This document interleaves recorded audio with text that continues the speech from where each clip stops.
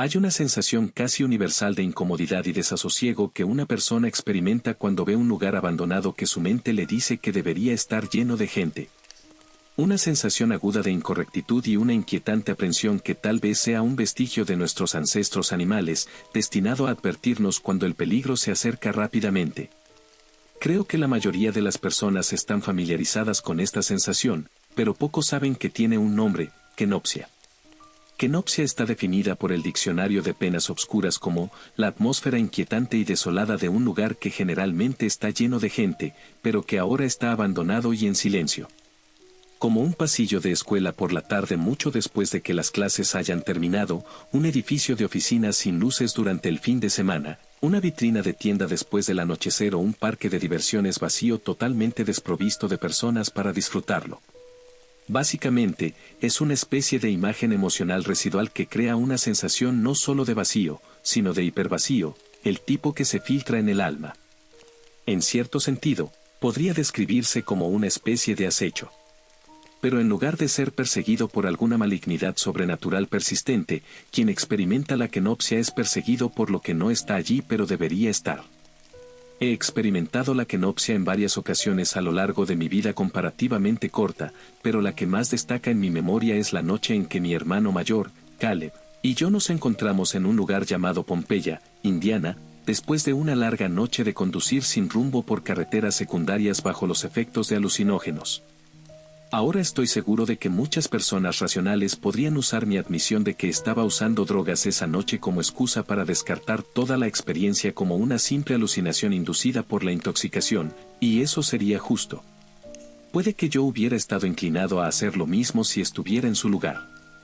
Pero uno no puede alucinar las cicatrices profundas que ahora marcan mi cuerpo hasta el día de hoy, y aún no he encontrado una droga que pueda hacer que una persona simplemente deje de existir de la manera en que lo presencié esa noche, pero me estoy desviando. No encontrarás Pompeya, Indiana, en ningún mapa y las búsquedas del nombre del pueblo, en el mejor de los casos, te darán la dirección de una pizzería en el condado de Lake, además de una gran dosis de decepción y frustración palpable. Créeme, lo he intentado. Mis intentos por seguir el camino que mi hermano y yo tomamos, y por determinar una ubicación geográfica exacta del pueblo en el que casi pierdo la vida hasta ahora han resultado ser inútiles. Lo más que puedo decirte es que debería estar ubicado en algún lugar a unas 2 horas y media al sur de Indianápolis, según pude darme cuenta. Cuando estás bajo los efectos del ácido, es difícil llevar un registro de los puntos de referencia y las señales de tráfico en medio del telón de fondo de alucinaciones caleidoscópicas en constante cambio y sensaciones eufóricas que demandan tu atención durante horas. Sinceramente, en retrospectiva, es un milagro que no hayamos chocado el auto. Diría que tuvimos suerte, pero sabiendo dónde terminamos, eso sería una mentira. Todo comenzó en la casa de nuestros padres en Brownsburg, Indiana, alrededor de la medianoche. Nuestros padres acababan de salir de vacaciones fuera del estado, a las cuales Caleb y yo habíamos declinado acompañarlos con la excusa algo plausible de que ninguno de los dos podía tomar el tiempo libre necesario para acompañarlos. En realidad, él y yo habíamos estado planeando estratégicamente aprovechar la oportunidad dorada que representaba su ausencia, para tener una noche de emoción llena de drogas desde que supimos que se iban de vacaciones algunos meses antes. Nuestros padres apenas habían salido del camino de entrada y bajado por la oscura calle cuando Caleb subió corriendo a su habitación en el segundo piso de nuestra casa de 3 pisos y regresó rápidamente con lo que parecía ser un montón de papel de aluminio y un brillo travieso en los ojos. «Hombre, esto va a ser genial», había dicho. Luego, no perdió tiempo en poner el montón en la encimera de la cocina y desenrollarlo con cuidado, revelando lo que parecían pequeños cuadrados de papel cortados con precisión que eran lo suficientemente pequeños como para caber en la punta de un dedo. Yo, siendo el más joven de los dos y en ese momento lamentablemente inexperto en el mundo de las sustancias controladas, sentí una mezcla de emoción y nerviosismo mientras Caleb me instruía a tomar uno de los cuadrados de papel y ponerlo debajo de la lengua, solo para sentirme muy decepcionado por la falta de cambios detectables en mis percepciones después de los primeros minutos. «No siento nada, Caleb, ¿estás seguro de que tu proveedor no te vendió algo falso?», le pregunté con preocupación y paciencia filtrándose en mi voz. Caleb rió como si hubiera dicho algo extremadamente infantil antes de tranquilizarme. «Dale tiempo, los químicos tardan un tiempo en llegar al cerebro. ¿Cómo sabré cuando esté funcionando? Confía en mí, lo sabrás. Le tomé la palabra y pasamos los siguientes 45 minutos simplemente pasando el rato en nuestra espaciosa sala de estar, hojeando distraídamente los canales de la televisión mientras esperábamos a que el ácido hiciera su magia, cuando hice la sugerencia que lamentaría el resto de mi vida. Tengo hambre. ¿Por qué no bajamos rápido por la calle y agarramos algo de comer antes de estar demasiado colocados para funcionar?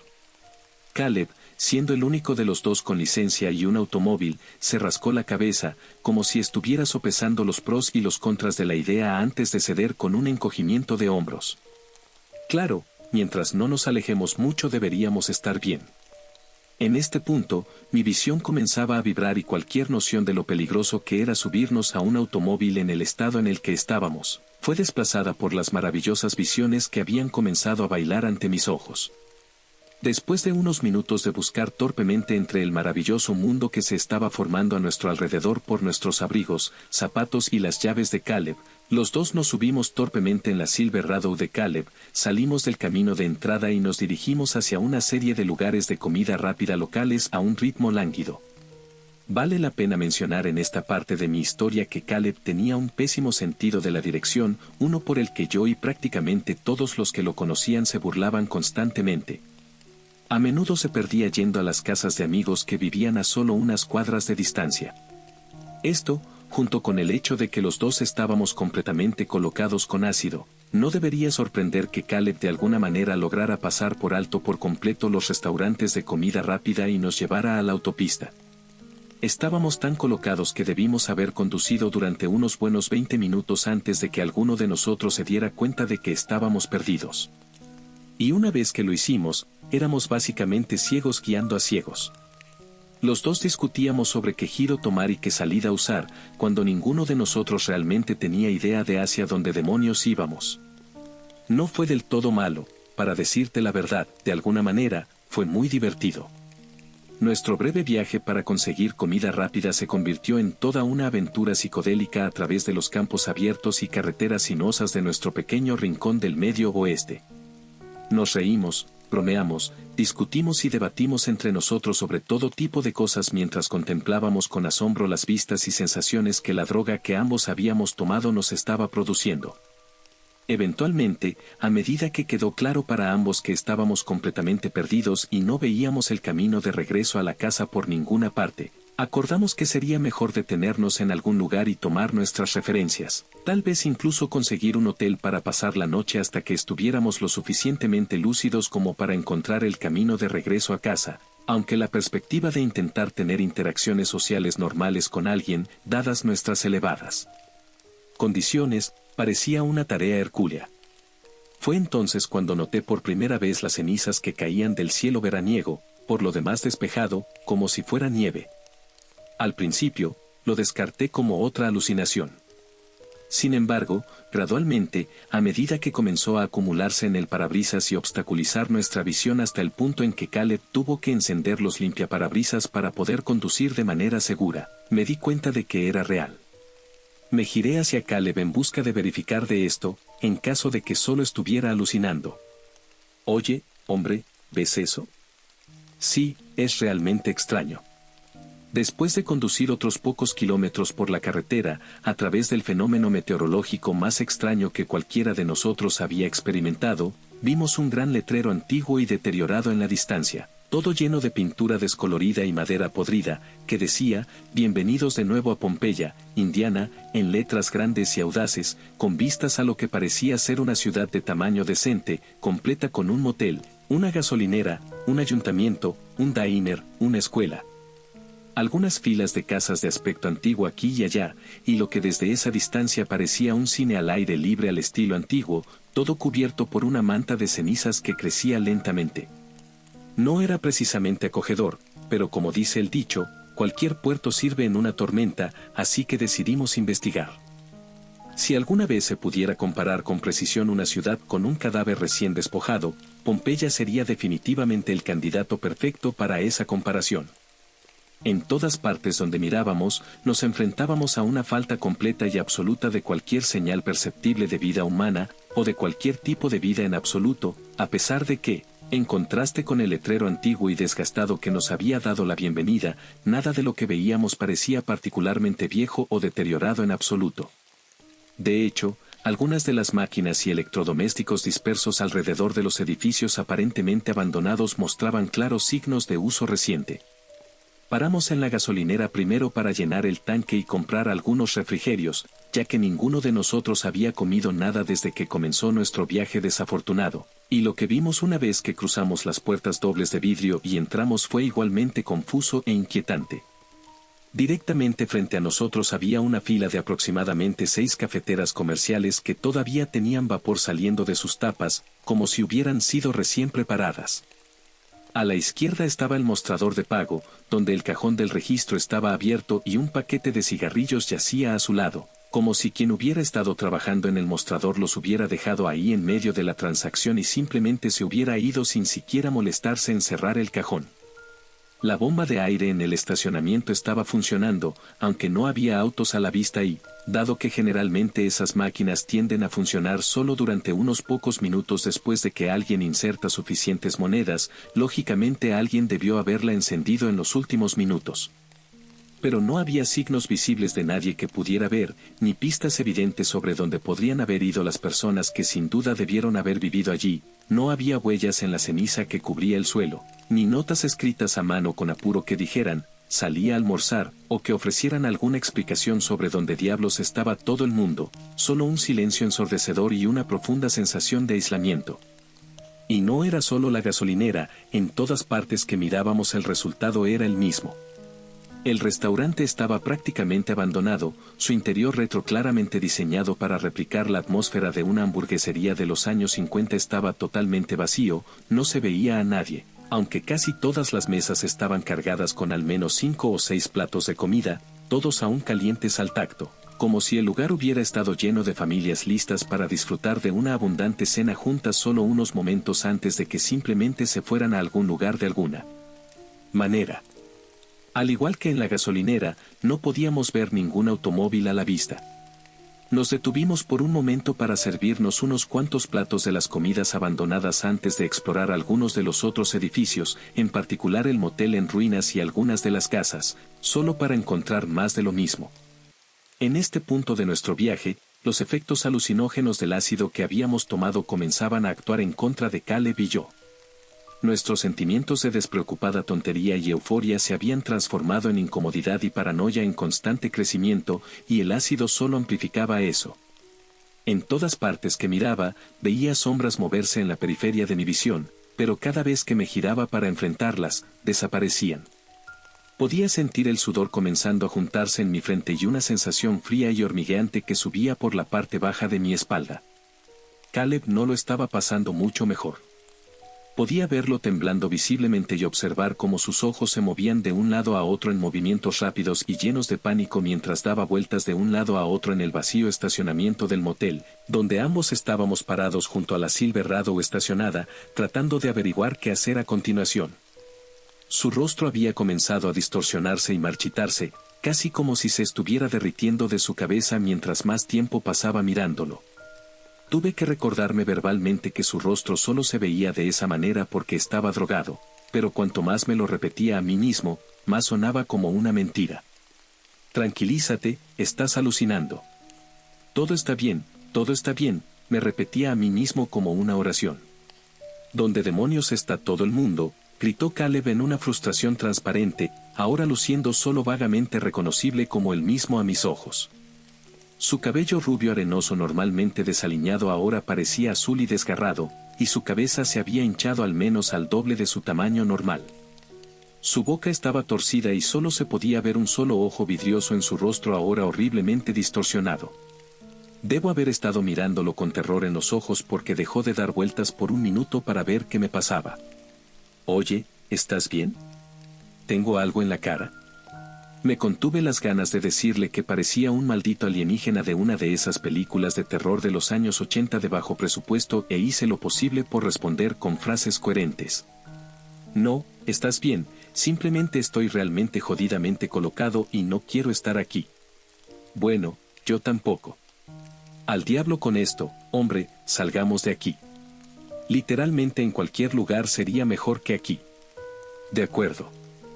Con eso, volvimos a subir al Silverado y aceleramos por la carretera de regreso a la autopista, manteniendo un silencio muy tenso entre los dos mientras avanzábamos. Ninguno de nosotros realmente podía expresarlo con palabras en ese momento, pero ambos sentíamos en lo más profundo de nuestros huesos que algo no estaba bien en ese lugar.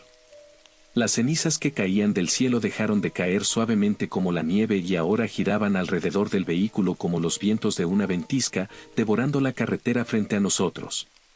Incluso después de que Caleb encendió sus luces altas, solo podíamos ver tal vez unos pocos metros de carretera frente a nosotros. No nos importaba, solo queríamos salir de ese lugar lo más rápido posible. No giramos ni dimos la vuelta, estoy seguro de eso, y sin embargo, después de unos 15 minutos más o menos de acelerar por la autopista tan rápido como podíamos, nos encontramos una vez más frente a ese decrépito y podrido letrero que decía, «Bienvenidos de nuevo a Pompeya, Indiana». Sin dudarlo, Caleb dio la vuelta al vehículo y se fue en dirección contraria, solo para que sucediera lo mismo de nuevo, y otra vez después de eso. Después de encontrarnos frente a ese maldito letrero por quinta vez, recuerdo que golpeé mi puño contra el tablero de pura frustración antes de voltearme y empezar a gritarle a mi hermano. ¿Qué diablos te pasa? Tienes una sola tarea, Caleb, y es sacarnos de aquí. ¿Por qué es tan malditamente difícil? Caleb no me respondió de inmediato. Simplemente se quedó mirando el letrero erosionado y antiguo con una expresión de pura confusión. Su rostro me pareció relativamente normal ahora, lo cual no tenía sentido dado que me había dicho que el ácido que habíamos tomado solía durar alrededor de 9 horas en promedio, y simplemente no había pasado tanto tiempo ya. No sé, fue todo lo que pudo decir. Fue entonces cuando noté el autocine a lo lejos, o más específicamente, que parecía estar proyectándose una película en la gigantesca pantalla. Era casi imposible distinguir qué película estaba pasando a esa distancia, pero la vista me llenó de una especie desesperada de esperanza, porque después de todo, si había una película en marcha, eso significaba que alguien tenía que estar abajo manejando el proyector, y tal vez esa persona podría decirnos qué demonios estaba pasando.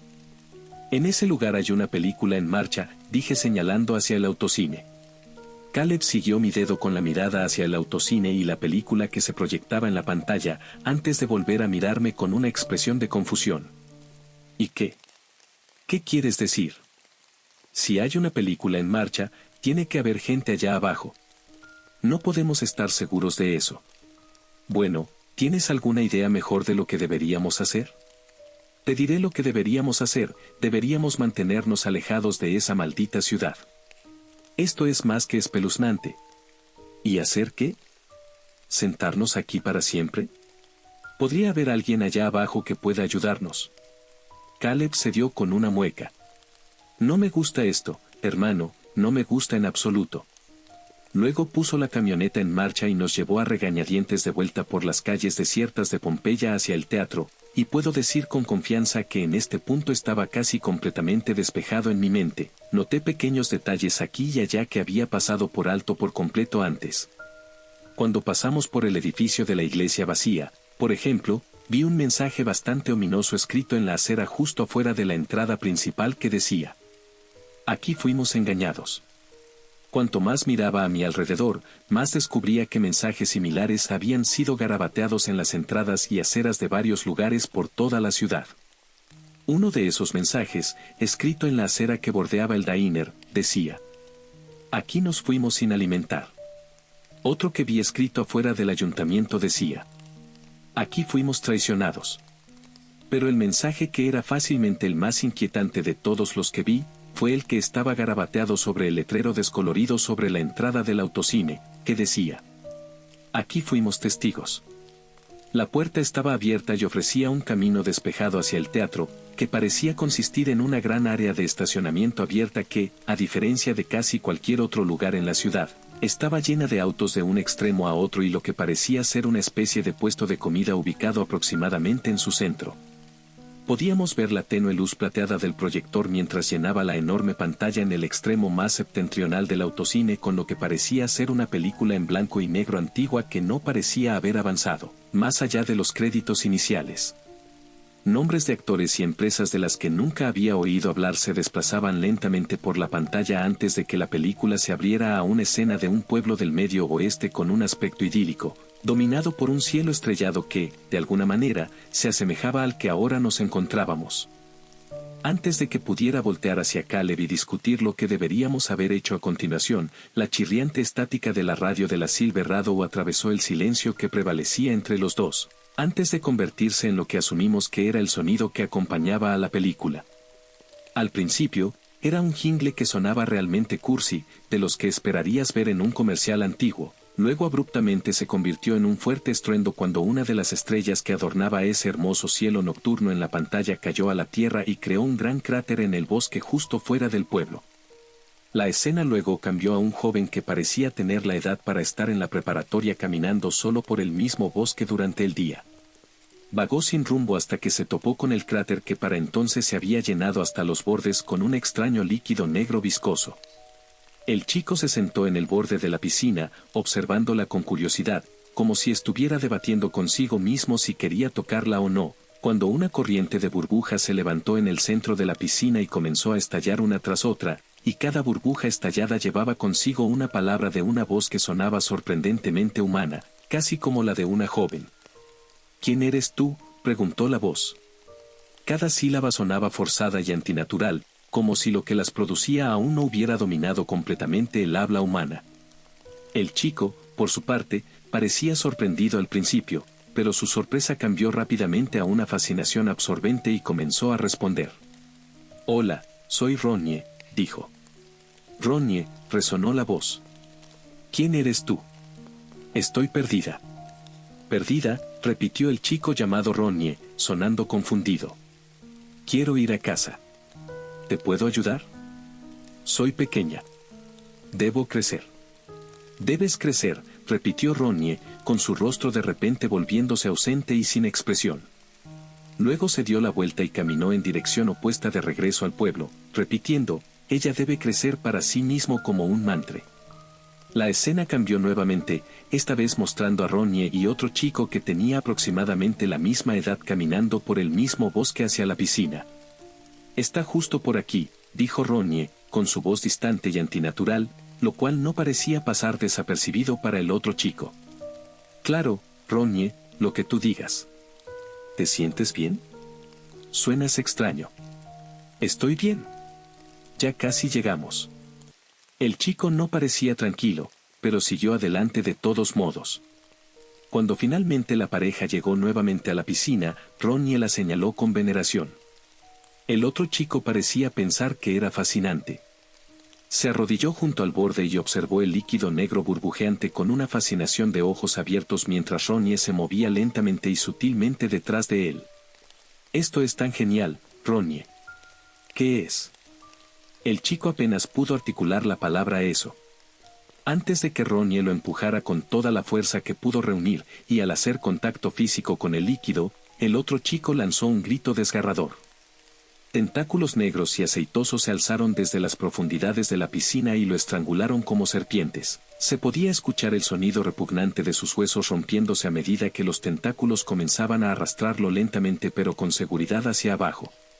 Se revolcó y gritó desesperadamente pidiendo ayuda a su amigo, pero Ronnie permaneció inmóvil y solo observó el horror que se desarrollaba frente a él con la misma mirada vacía y apasionada en sus ojos. Ella debe crecer, dijo. Finalmente, el otro chico desapareció por completo bajo el líquido y la piscina comenzó a expandirse ligeramente, con el alquitrán negro fluyendo más allá de sus bordes. No se pronunciaron más palabras en voz alta entre Ronnie y la entidad dentro de la piscina, pero él parecía ser consciente de su voluntad de todos modos.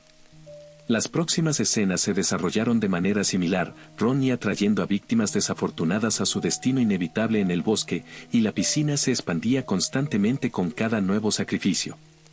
No pasó mucho tiempo antes de que la piscina se convirtiera en un gran estanque y poco después en un pequeño lago.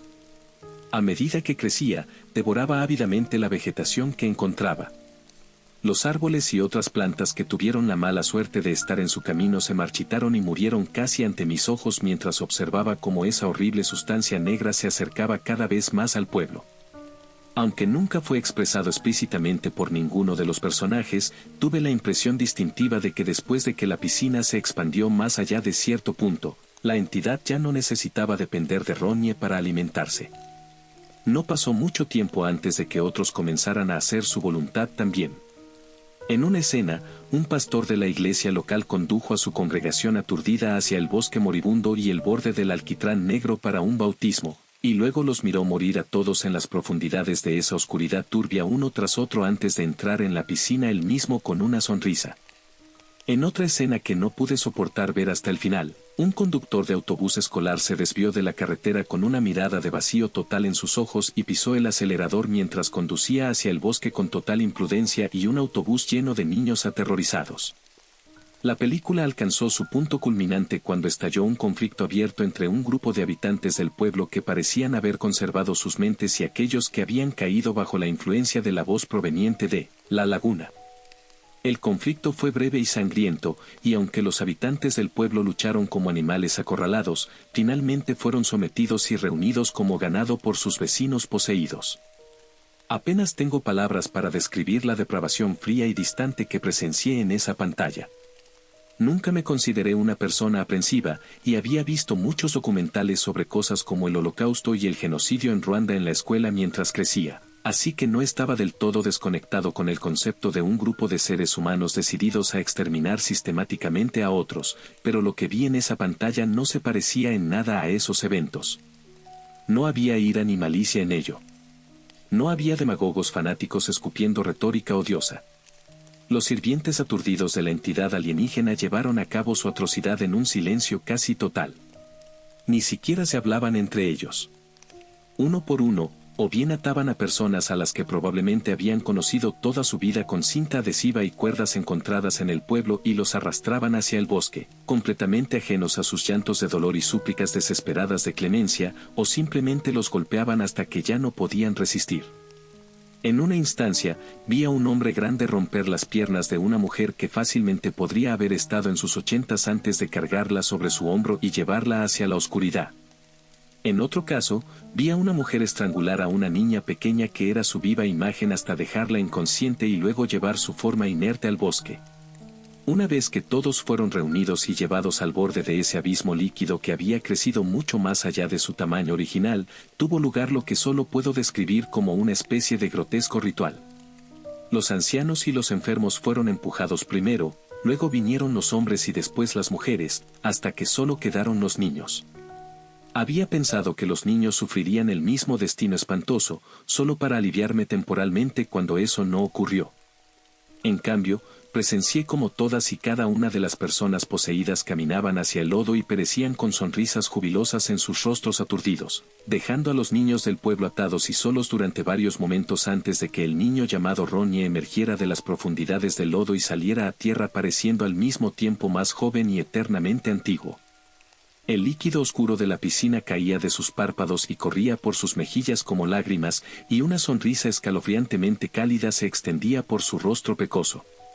Habló con los aterrorizados pequeños con una voz que era suya y al mismo tiempo no lo era. «Hola.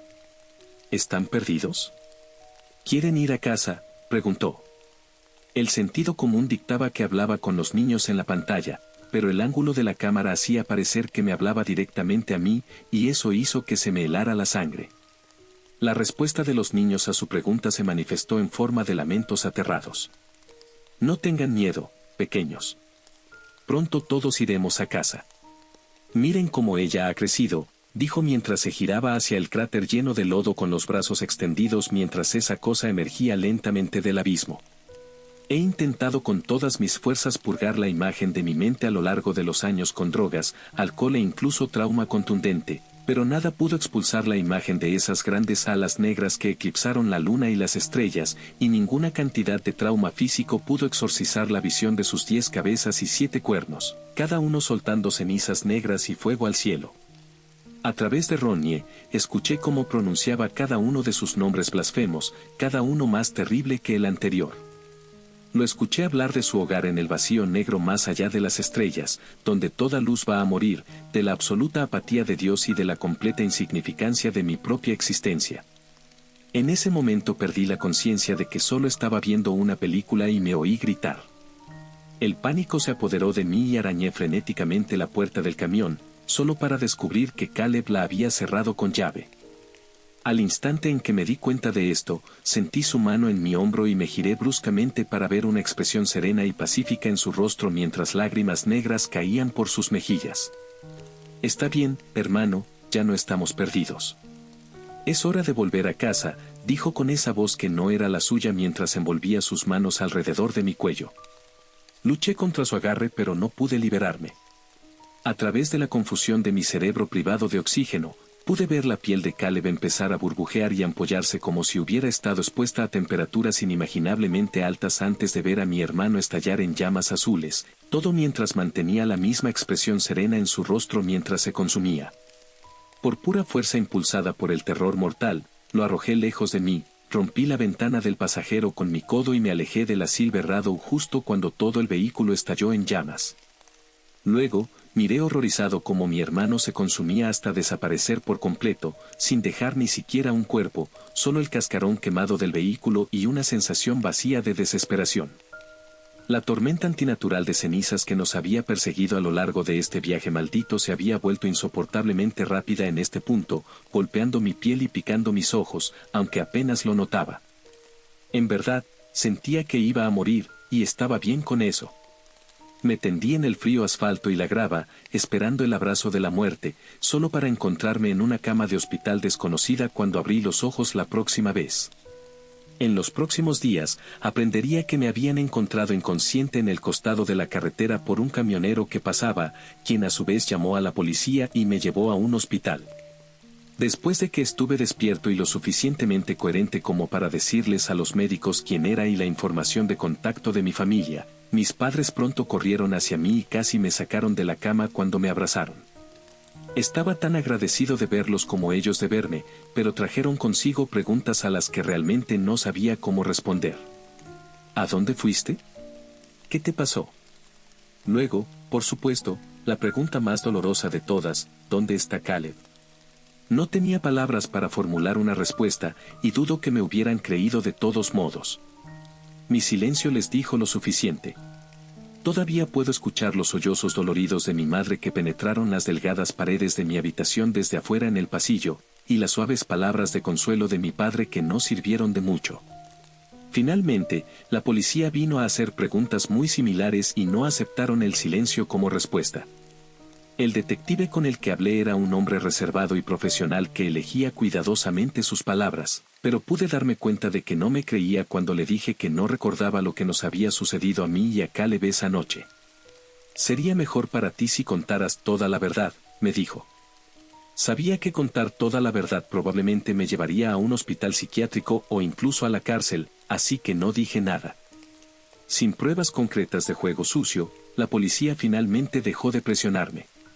Pero eso no detuvo los rumores y el chisme en el pueblo. Ni las miradas frías que recibía de las personas que pasaba por la calle. En ausencia de una narración real de los eventos, es natural que la gente construya la suya, y la versión de los hechos que acabó circulando en el pueblo era que yo había asesinado a Caleb por drogas, o que tal vez había sufrido una sobredosis de algo y yo lo había dejado morir. Nada de eso era cierto, pero la gente lo creía y me trataba en consecuencia. Al final del mes, era efectivamente un paria total. Pero eso no fue lo peor. Todas esas cosas palidecieron en comparación con el sentimiento que sentía cada vez que pasaba junto a la habitación vacía de Caleb, que en los meses y años siguientes a su muerte se había convertido en una especie de santuario en su memoria. Cuando miro su habitación ahora, sé lo que es estar atormentado. Los verdaderos tormentos no provienen de espectros o espíritus, sino de los recuerdos y del conocimiento de que alguien que debería estar allí ya no está. AC Detective todavía viene de vez en cuando para ver cómo estoy y preguntar si estoy listo para hablar, aunque siempre le digo que no tengo nada que decir. De alguna manera extraña, se ha convertido en mi único amigo. Creo que algún día le contaré todo cuando ya no tenga nada más que perder y no pueda sostener este secreto por más tiempo.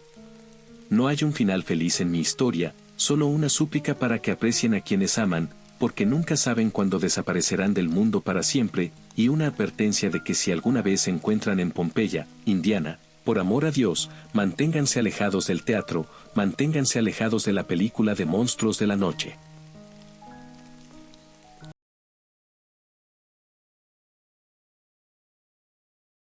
Comenzaré esto admitiendo que fui miembro del ejército republicano irlandés provisional durante principios de la década de 1970. Me uní como voluntario en la brigada de Southdown a finales de 1971 y estuve activo a lo largo de la frontera hasta mi arresto y condena en 1975. No pido disculpas por mi participación en la lucha armada, aunque no estoy orgulloso de todo lo que hice en ese momento, y al mirar hacia atrás ahora, cuestiono si todo el derramamiento de sangre valió la pena. Sin embargo, no estoy aquí para confesar todo lo que hice en aquellos días.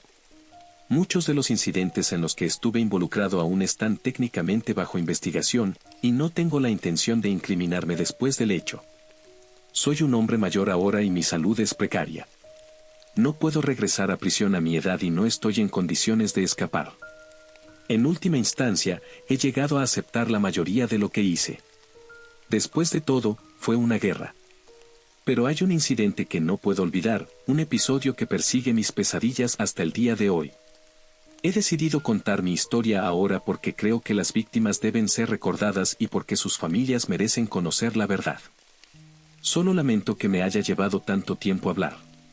Bueno, podría empezar por el principio.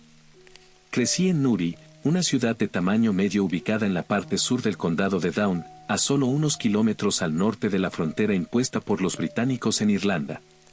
Newry era y sigue siendo una ciudad con una mayoría católica y nacionalista sustancial. Sin embargo, vivíamos en un estado dominado por protestantes y unionistas y éramos tratados como ciudadanos de segunda clase, discriminados en el empleo y la vivienda, y mantenidos en nuestro lugar por la RUC y los bispachos. Nuestra familia era pobre.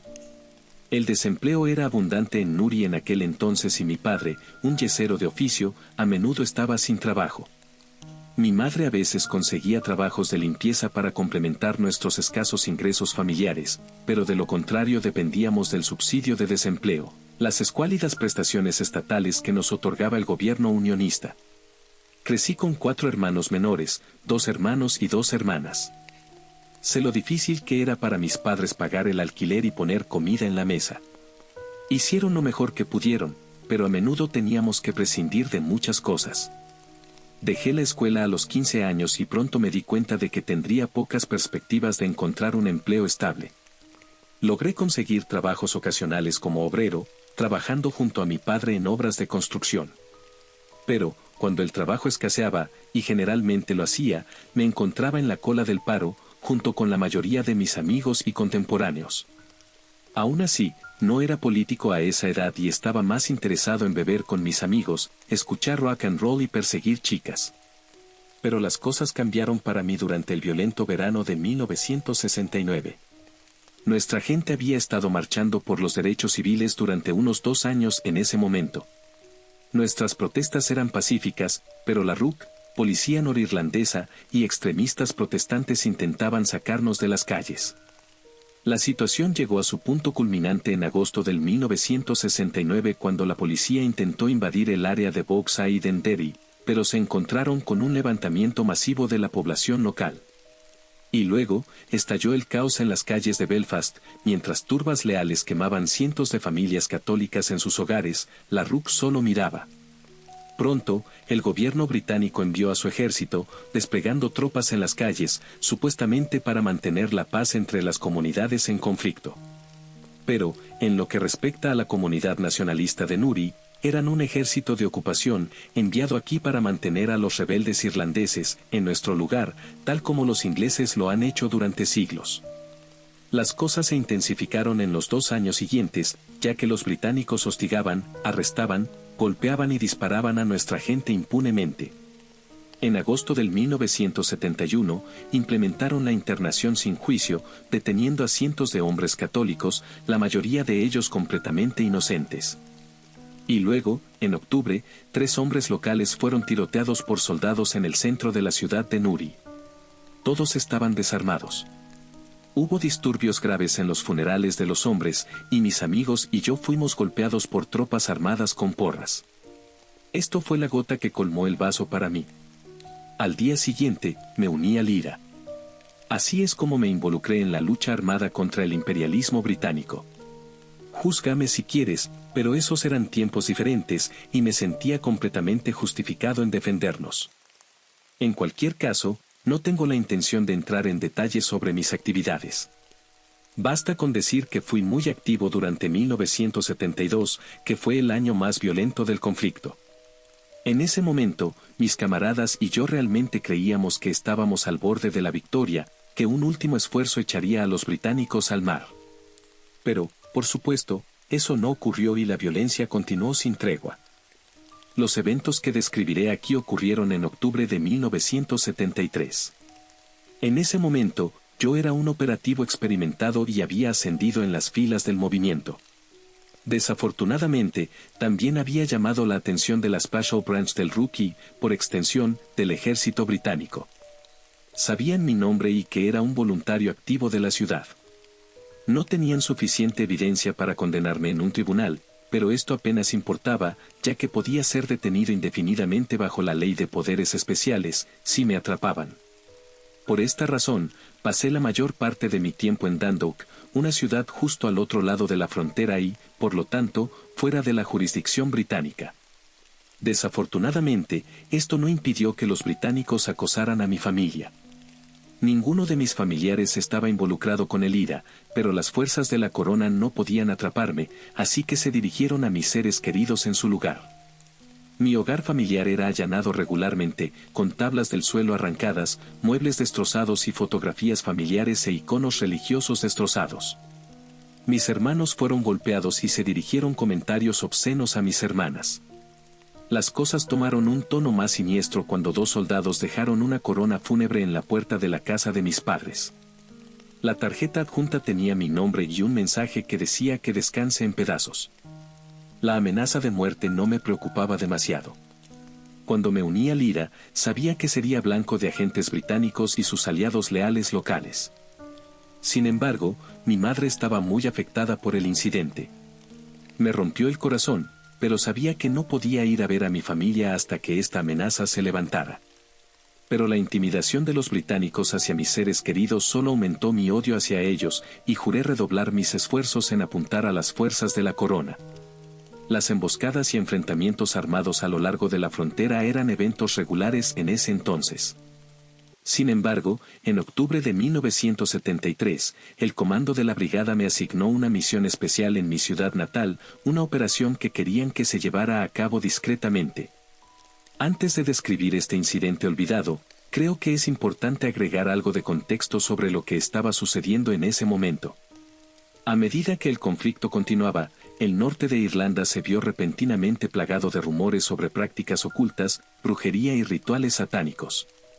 Según recuerdo, todo comenzó con una historia en la prensa sobre un presunto sacrificio de animales en las islas Copeland, frente a la costa de la península de Ards.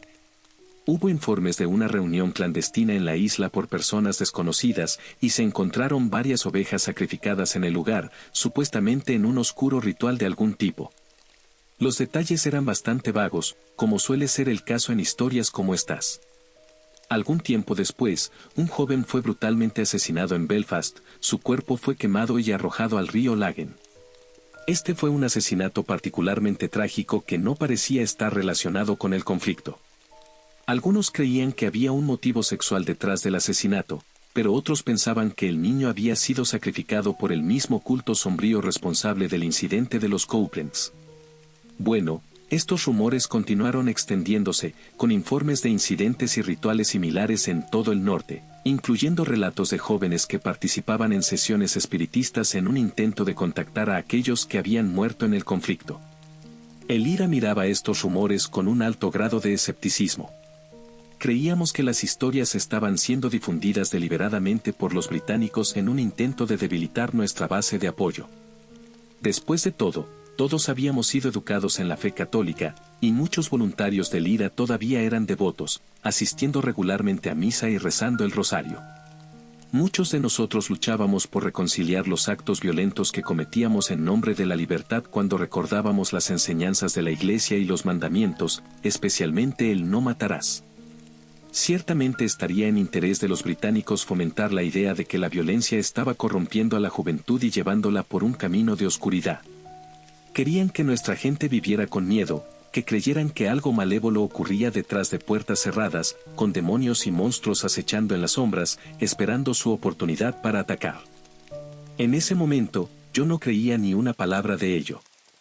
Me consideraba a mí mismo un revolucionario moderno, comprometido en construir una nueva sociedad libre de las supersticiones y prejuicios del pasado. Y así, cuando ocurrió un incidente en mi ciudad natal de Nuri, estaba ansioso por liderar la investigación del IRA. Quería demostrar de una vez por todas que todo esto era un engaño. Pero lo que vi y experimenté durante esos pocos días en octubre de 1973 cambió mi comprensión del mundo de maneras que nunca antes habría imaginado. Todo comenzó una noche de otoño. Hay un viejo castillo en ruinas en una colina que domina la ciudad. Es lo que queda de una fortaleza que data de la época de Cromwell y era conocida localmente como Chucky Aris. Una noche, los británicos vieron fuego allá arriba y enviaron una patrulla a investigar. ¿Qué encontraron exactamente los británicos sigue siendo algo de misterio, y en ese momento circularon varias historias diferentes. En lo que todas las historias concuerdan es que un grupo de adolescentes, probablemente ebrios o bajo el efecto de las drogas, habían sacrificado una cabra, colgando su cuerpo de una estructura rudimentaria mientras los adolescentes se sentaban en círculo alrededor de una hoguera abierta, recitando un canto desconocido al unísono. Se decía que una adolescente había bebido una taza de la sangre de la cabra. Su hermano había sido asesinado durante un disturbio el año anterior y ella creía que podía contactar su espíritu realizando este ritual extraño. 3 adolescentes fueron arrestados en el lugar, la chica que bebió la sangre y 2 chicos. Sin embargo, los británicos los liberaron sin cargos un par de días después. Los informes del incidente pronto se extendieron por la ciudad y la historia incluso apareció en la prensa local. Sin embargo, había detalles que los británicos nunca hicieron públicos. Supimos a través de nuestras fuentes que los 4 soldados que descubrieron la escena macabra no pudieron presentarse al servicio al día siguiente. Hablaban de presenciar algo malévolo en esa colina oscura, una entidad antinatural que no podían describir. Los 4 fueron retirados del servicio en primera línea y enviados para una evaluación psicológica. Uno de los soldados intentó suicidarse más tarde. Por extraño e inverosímil que fuera, el incidente causó mucha preocupación en la comunidad local. Los padres se negaron a dejar salir a sus hijos después del anochecer y la gente comenzó a cuestionar si la violencia había desatado un mal terrible entre nuestro pueblo. La noticia del evento pronto llegó al Consejo del Ejército del IRA y decidieron llevar a cabo su propia investigación, que se me ordenó liderar.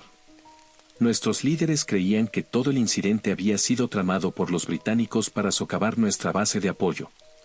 Nuestras órdenes eran recoger a los 3 adolescentes y detenerlos para interrogarlos. Esperaba que los jóvenes hubieran sido engañados o estuvieran bajo los efectos de las drogas. Si resultaba que habían cooperado conscientemente con los británicos, eso se convertiría en un asunto mucho más serio. De cualquier manera, necesitábamos llegar al fondo de esto y detener los rumores de raíz. Tenía a 2 voluntarios para ayudarme en esta operación. Estaba mi mejor amigo Mal. Habíamos ido juntos a la escuela y nos habíamos unido al IRA al mismo tiempo, manteniéndonos juntos en las buenas y en las malas. Quería y confiaba en Mal como si fuera mi propio hermano. También estaba con nosotros Rafael. Él era uno de los individuos más duros que jamás había conocido y era totalmente intrépido. Una vez lo vi enfrentarse a un escuadrón británico entero solo con los puños. 6 de los bastardos finalmente lograron derribarlo y meterlo en la parte trasera de su vehículo blindado. Mal y Rafael eran buenos hombres y valientes voluntarios. Ambos merecían un final diferente. Si hubiera sabido entonces cómo resultaría, nunca habría involucrado a mis 2 amigos. Pero me estoy adelantando. Los 3 conducimos alrededor de la ciudad de Nuri, evitando patrullas militares y barricadas mientras llamábamos a los adolescentes y los recogíamos uno por uno. Sorprendentemente, no tuvimos muchas quejas de las familias y ninguna resistencia por parte de los adolescentes. Por razones obvias, nadie quiere ser recogido e interrogado por el IRA. Por lo general, no termina bien para quienes son interrogados.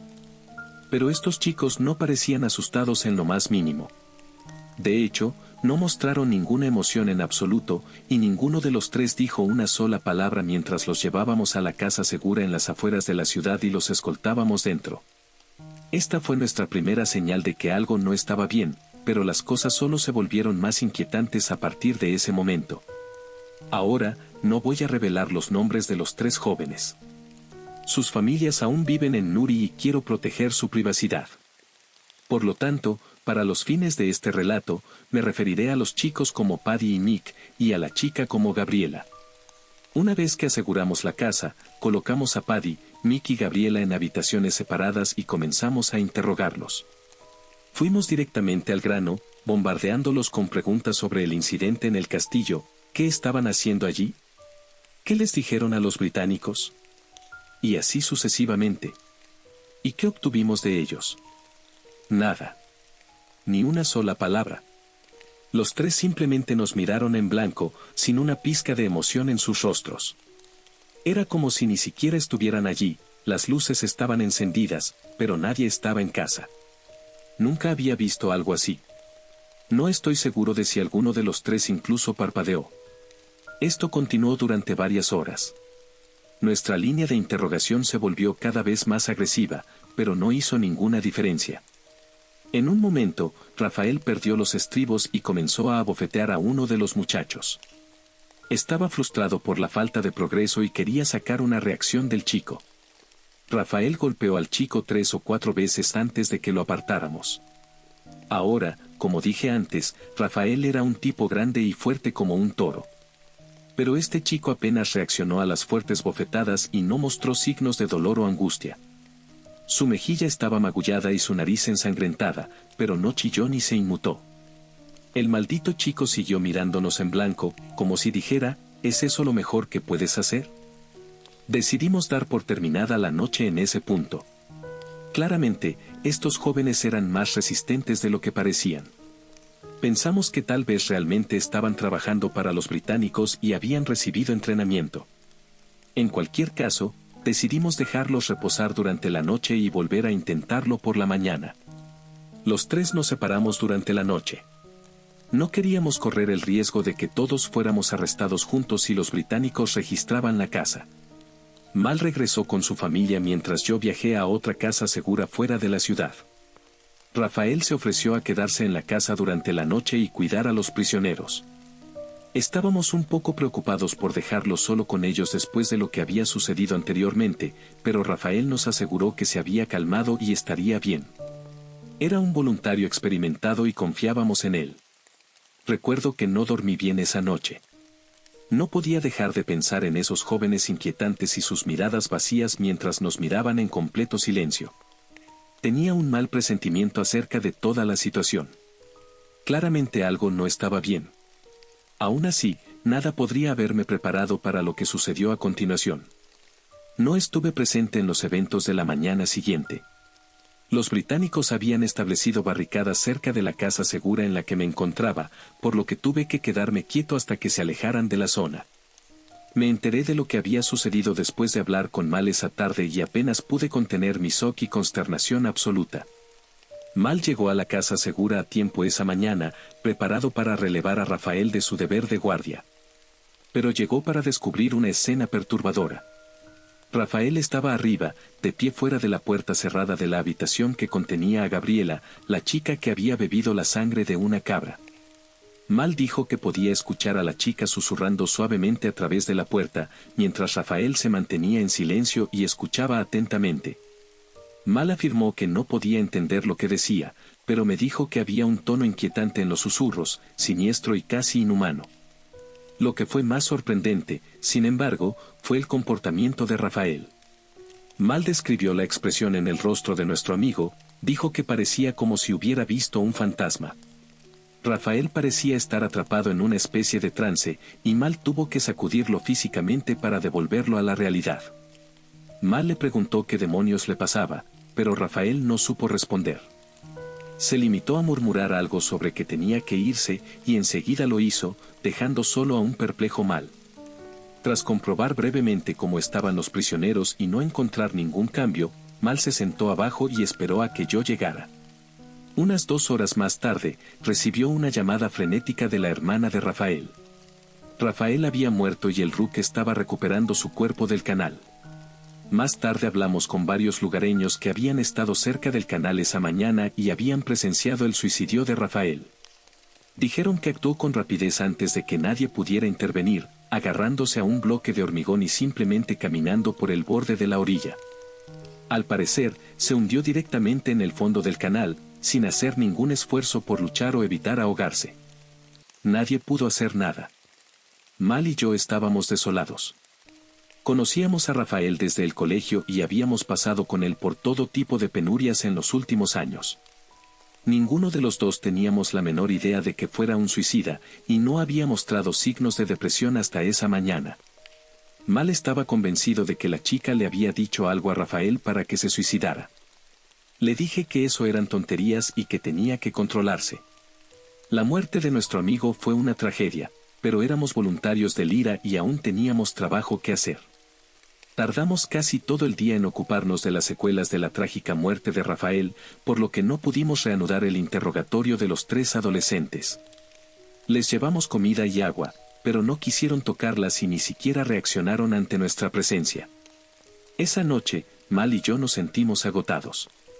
Decidimos quedarnos los dos por si se producían más incidentes, durmiendo en 2 sofás del salón mientras los adolescentes permanecían encerrados escaleras arriba. Nos acomodamos para pasar la noche y conseguimos dormir un par de horas, pero nos despertamos bruscamente sobre las 2 de la madrugada. Yo me desperté primero al oír un suave susurro procedente del piso de arriba. Me quedé helado cuando me di cuenta de que era la voz de la chica. No podía oír las palabras que decía, pero había un tono muy inquietante en los susurros, tal como Mal había descrito. Temía lo que vendría a continuación, pero me quedé paralizado, incapaz de actuar. La situación se prolongó unos instantes antes de que se oyera un estruendo repentino, seguido del ruido de cristales al romperse. El estruendo despertó a Mal, y ambos nos levantamos de un salto y subimos las escaleras, decididos a averiguar qué demonios estaba pasando. Oímos un alboroto procedente del primer dormitorio, en el que se encontraba Mick, uno de los adolescentes.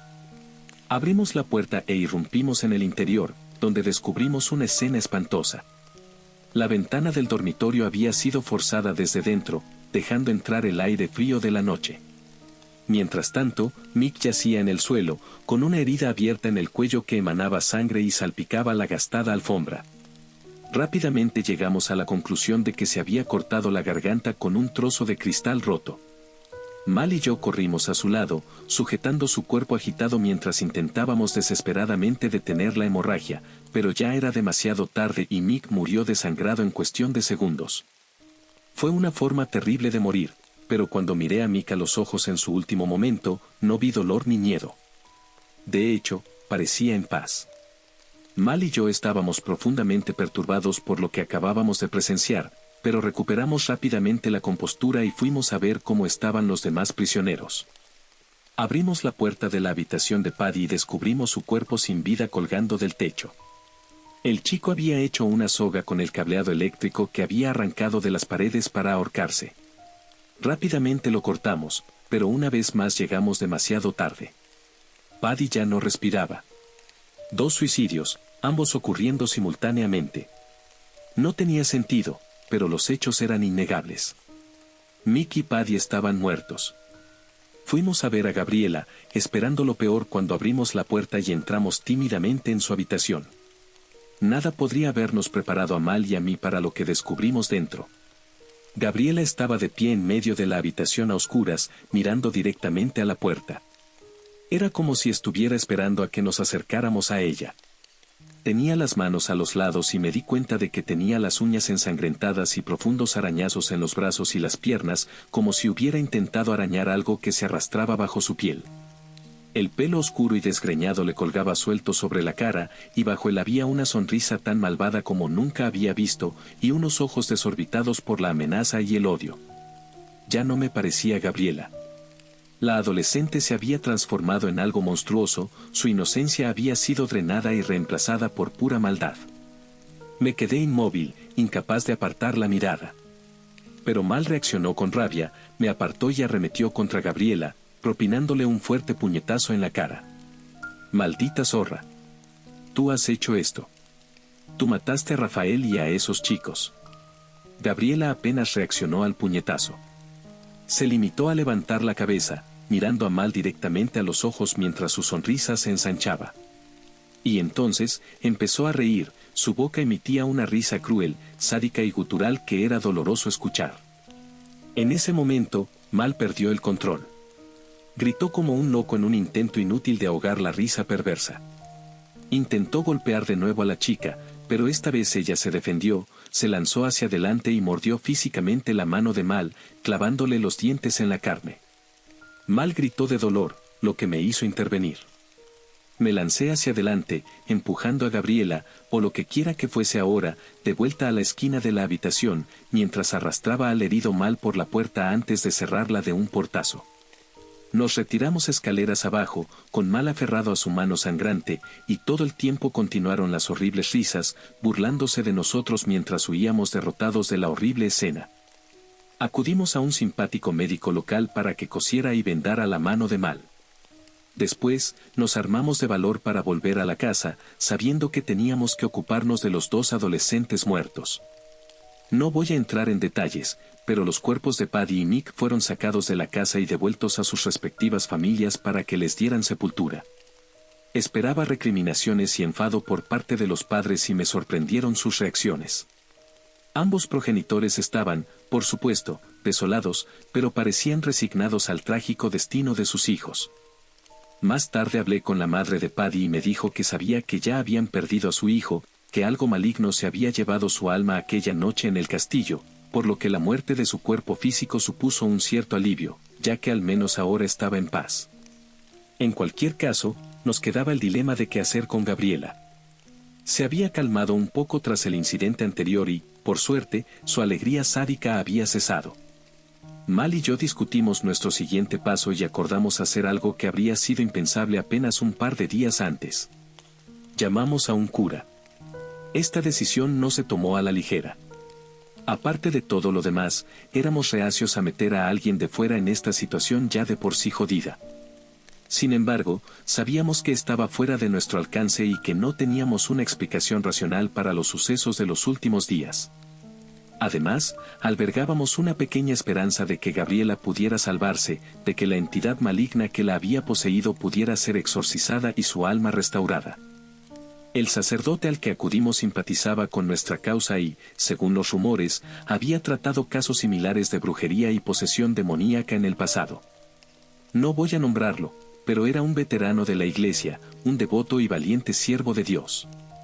Al día siguiente, por la noche, vino equipado con un kit de exorcismo personalizado que llevaba en un maletín de cuero. Habló un rato con nosotros mientras le describíamos los sucesos de los días anteriores. El padre parecía confiado mientras subía la escalera con la Biblia, el crucifijo y el maletín en la mano. Nos ofrecimos a acompañarlo a la habitación, pero el sacerdote insistió en que estaría a salvo, pues Dios estaría a su lado. No discutimos, suponiendo que el anciano sabía lo que hacía. Y ni Mal ni yo teníamos prisa por volver a entrar en aquella habitación. Nos quedamos abajo y escuchamos en silencio mientras el cura abría la puerta del dormitorio y entraba. Lo oímos hablar durante varios minutos, recitando el Padre Nuestro y leyendo versículos de las Escrituras. Al cabo de un rato, bajó el volumen y ya no pudimos oír sus palabras. Y entonces, Gabriela respondió. Oímos el mismo susurro suave de antes, inaudible para nosotros, pero con un trasfondo siniestro. Inmediatamente me temí lo peor, recordando lo que les había ocurrido a Rafael y a los chicos. Me levanté y me dispuse a intervenir, pero Mal me contuvo, diciéndome que esperara y dejara al padre hacer su santa labor. Debí hacer caso a mis instintos. Unos minutos más tarde, todo quedó en silencio y oímos abrirse la puerta y salir a una figura que cerraba tras de sí. Me levanté de la silla y vi al cura bajando lentamente por la escalera. Parecía que había perdido toda la sangre de la cara y sus manos temblaban ligeramente al agarrarse a la barandilla. «Padre, ¿se encuentra bien?», grité preocupado. No respondió y ni siquiera reconoció mi presencia.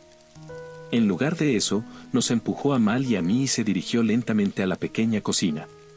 Mal y yo lo seguimos, intentando en vano llamar su atención. Se dirigió al cajón de la cocina y sacó un tenedor. Y antes de que pudiéramos reaccionar, levantó el tenedor y se lo clavó violentamente en el ojo derecho. ¡Jesucristo!, grité, mientras corría hacia adelante para intervenir. Pero, antes de que pudiera, el cura había repetido el salvaje acto de automutilación, clavándose el tenedor en la cuenca del ojo izquierdo, cegándose de la forma más horrible posible. No gritó ni chilló, ni siquiera se inmutó. Nunca había visto nada igual ni antes ni después. Los minutos siguientes transcurrieron como un pandemonium, mientras Mal y yo tratábamos frenéticamente de detener la hemorragia, al tiempo que oíamos la familiar risa sádica procedente de las escaleras.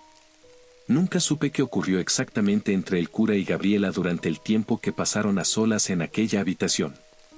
Durante muchos años me sentí culpable por haber implicado al cura y por lo que le ocurrió después. Tras aquel desagradable incidente, lo retiraron del sacerdocio y lo enviaron a vivir el resto de sus días a una institución eclesiástica situada en un lugar remoto del país.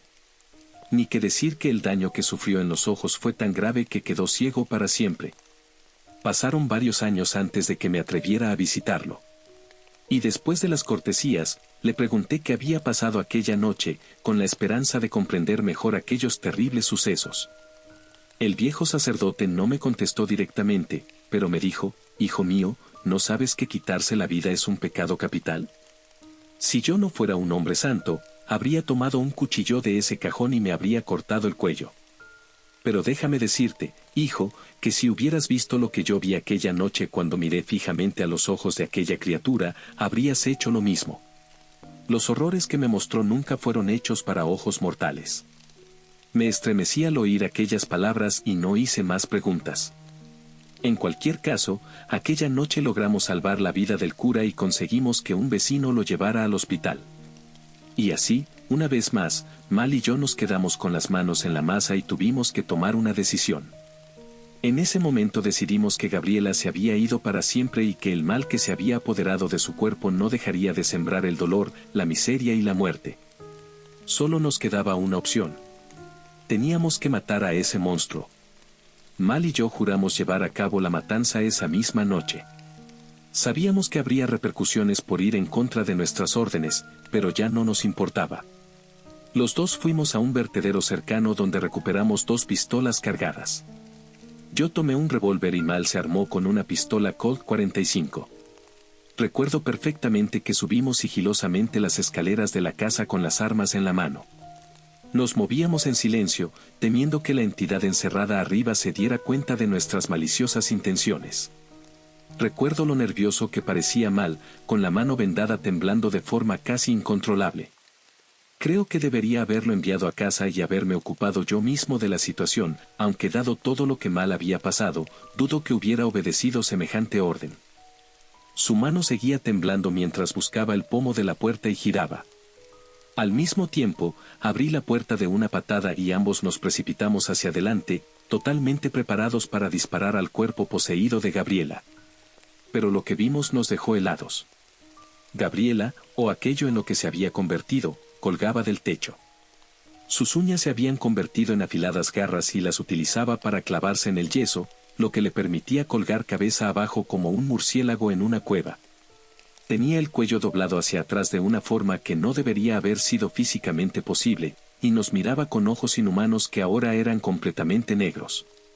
Y seguía sonriendo, con la boca llena de dientes afilados como los de un cocodrilo.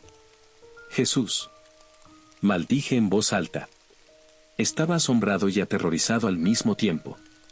Ni en mis pesadillas más salvajes había imaginado que pudiera existir un monstruo así. Nos quedamos paralizados de miedo y nuestra indecisión dio a la criatura una gran oportunidad de atacar primero. Ella chilló con fuerza y se abalanzó, lanzando un tajo con sus garras y derribándonos a Mal y a mí con una fuerza inmensa. La criatura había escapado de su prisión y no tardó en bajar la escalera a una velocidad increíble. Me puse en pie rápidamente, tomé mi revólver y disparé escaleras abajo. Pero fallé y el monstruo atravesó la puerta principal y salió corriendo a la calle. Mal me empujó, bajó corriendo las escaleras y salió por la puerta. «Tenemos que detener a esa zorra», gritó. Grité tras mi amigo, diciéndole que se detuviera. Pero no me escuchó. Además, sabía que tenía razón. No podíamos dejar que esa horrible criatura escapara a nuestra comunidad. Así que corrí detrás de Mal, intentando seguirle el ritmo, pero sin mucho éxito. Mal había sido corredor de atletismo en la escuela, así que era bastante más rápido que yo. Recorrimos el laberinto de callejuelas durante la desesperada persecución. Perdí de vista a Gabriela, pero aún podía oír su risa demoníaca reverberando en la jungla de cemento. De repente, salimos de la urbanización y corrimos hacia un descampado cercano al centro de la ciudad. Podía ver a Mal corriendo delante de mí, pero entonces vi varias figuras que se acercaban por nuestro lado izquierdo. Giré la cabeza y me horroricé al ver una patrulla de soldados británicos, todos armados con fusiles o subfusiles. El comandante británico vio rápidamente a Mal, levantó su SLR y gritó, «¡Alto! ¡Suelta el arma!». Mal se detuvo bruscamente y se giró hacia el oficial británico. No sé qué pasó por la cabeza de mi amigo en ese último momento. Tal vez todavía estaba cargado de adrenalina tras la persecución, o tal vez su corazón estaba lleno de un desafío temerario. En cualquier caso, no mostró ningún miedo cuando levantó su pistola y apuntó hacia el enemigo. Pero el británico se le echó encima y disparó una sola bala de su SLR que atravesó el pecho de Mal. El mundo entero pareció ralentizarse mientras yo contemplaba con impotente horror cómo mi amigo de toda la vida caía muerto en medio de la calle. Grité de dolor, revelando sin querer mi presencia al enemigo. Un segundo soldado abrió fuego contra mí, disparando ráfagas de su subfusil Sterling. Las balas impactaron en el suelo a escasos centímetros de mis pies, obligándome a entrar en acción. Disparé un par de tiros de mi revólver para cubrir mi retirada y corrí frenéticamente hacia la urbanización. De algún modo, conseguí ponerme a cubierto bajo una lluvia de balas y escapé por el laberinto de callejuelas hasta encontrar refugio en casa de un simpatizante. Y, todo el tiempo, entre los disparos y los gritos de los británicos, podía oír la cruel risa burlona de Gabriela, cortando el frío aire nocturno. Al día siguiente, los británicos hicieron una declaración a la prensa en la que decían que el IRA había intentado sin éxito tender una emboscada a una de sus patrullas en Nuri. El IRA no tardó en publicar su propia declaración en la que decía lo mismo. La tapadera no tenía sentido. Nunca habríamos enviado a 2 hombres armados únicamente con pistolas para enfrentarse a una formación enemiga más numerosa y mucho mejor armada. Pero era una mentira conveniente para ambos bandos. Nadie quería admitir la verdad de lo que realmente ocurrió. Mal recibió un funeral completo del IRA con todos los honores, incluido un desfile militar por la ciudad y un grupo de fusilamiento junto a su tumba. No pude mirar a los ojos a su familia durante el funeral. La culpa que sentía era demasiado grande. ¿Y Gabriela? Bueno, a día de hoy sigue figurando oficialmente como desaparecida. Existe la creencia generalizada de que el IRA la ejecutó y enterró su cuerpo en un lugar secreto. Pero esto no es lo que ocurrió. A lo largo de los años he oído rumores e historias susurradas sobre una joven de ojos negros que aparecía esporádicamente en pequeños pueblos y granjas aisladas a lo largo de la frontera, aterrorizando a la población local. Se decía que aparecía en la puerta de tu casa en plena noche, con su risa cruel llenando el aire. Se decía que los que la veían estaban malditos y que la mala suerte se cebaba con ellos o con sus familias. También se decía que había oleadas de suicidios en las zonas donde se habían producido los avistamientos. En cuanto a mí, tras un duro interrogatorio de la Unidad de Seguridad Interna del IRA, se me permitió volver al servicio activo. Intenté dejar atrás el desagradable incidente, pero no pude, y nunca estuve tan comprometido con la causa desde entonces. Me volví descuidado y, al final, los británicos me atraparon y me detuvieron con un coche lleno de explosivos y munición en la primavera de 1975. Me condenaron a 10 años por pertenencia a una organización ilegal e intento de poner en peligro la vida. Cumplí mi condena en Moncash, yendo a la manta con mis compañeros presos republicanos en un intento de ganar estatus político. Vi morir a 10 de mis compañeros en huelga de hambre durante nuestro enfrentamiento con el gobierno de Thatcher. Me liberaron a mediados de los 80.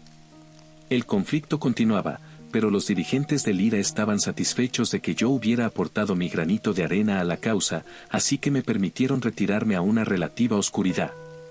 Vi mi puesta en libertad como una segunda oportunidad en la vida, una oportunidad que quería aprovechar. Conocí a una chica, me enamoré, me casé con ella y formé una familia.